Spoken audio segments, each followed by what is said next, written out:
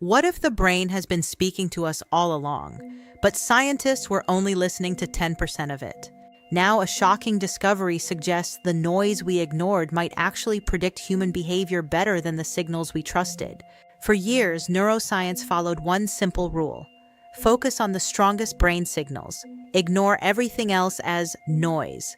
But now, a new study from Yale is completely challenging that idea. Researchers have discovered something unexpected.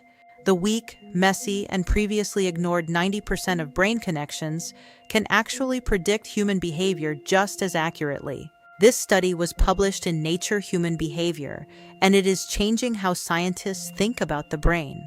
So what does this really mean? The brain has billions of connections firing at the same time.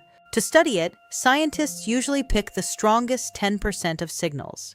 They thought those signals were the most important. Instead of only looking at the loudest brain activity, researchers also analyzed the weaker connections, the ones usually thrown away. And here's the surprise: even those weak signals could predict behavior just as well as the strong ones. In some cases, they were even more accurate. This means the brain doesn't rely on just one main pathway to control behavior.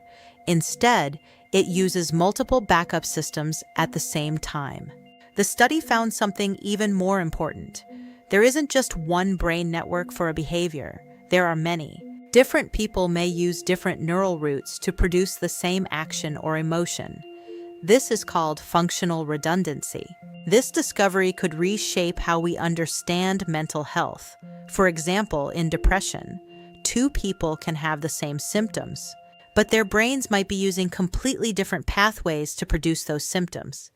That means one treatment might work for one person but fail for another, not because the treatment is wrong, but because it's targeting the wrong brain circuit. Think of it like this.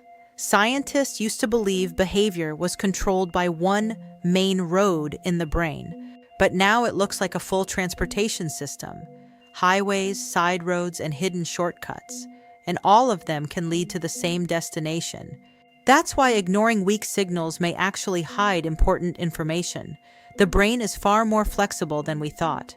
This could lead to better brain scans, more personalized treatments, and new therapies for treatment-resistant patients. In short, medicine might need to stop looking for one answer and start looking for many.